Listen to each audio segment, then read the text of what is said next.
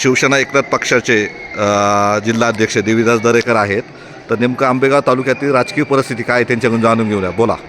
शिवसेना पक्षाच्या वतीनं जिल्हा परिषदेच्या 2 जागा लढवण्यात आल्या होत्या आणि पंचायत समितीच्या 3 जागा लढवण्यात आल्या होत्या.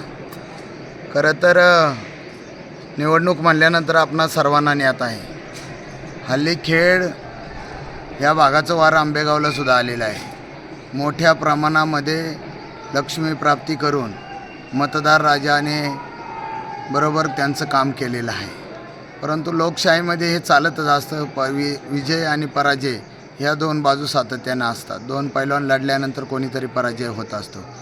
परंतु आमचे सर्व शिवसैनिक असतील, सर्व घटक पक्षांच्या आमच्या आघाडीतले सर्व कार्यकर्ते असतील, त्यांनी अहोरात्र काम करून चांगल्या प्रकारचं काम करून एक आंबेगाव तालुक्यामध्ये एक वेगळा दिशा देण्याचं काम प्रयत्न केला होता. शेवटी धनशक्ती पुढे काय करणार हो सर्वसामान्य कार्यकर्ता. आमचा कल्याण हिंगेसारखा कार्यकर्ता काहीच नाही, पैसेच नाही, परंतु आम्ही स्वतः बळ देऊन त्याला उभं केलं.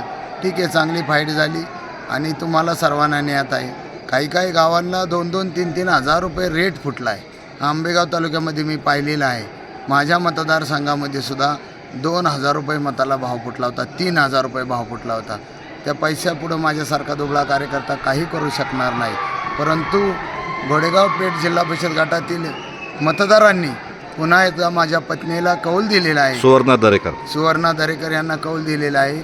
खरं तर आदरणीय एकनाथजी शिंदेसाहेब यांच्या मार्गदर्शनाखाली मी जिल्हा प्रमुख म्हणून काम करत असताना मला यश येण्यापेक्षा माझ्याबरोबर अजून माझे सहकारी आले असते तर मला तो आनंद खूप मोठा मिळाला असता. ठीक आहे, भविष्यामध्ये आम्ही चांगल्या प्रकारचं आत्मपरीक्षण करून भविष्यामध्ये चांगल्या प्रकारचं काम करून अधिक जागा कशा निवडून येण्यासाठी प्रयत्न करू.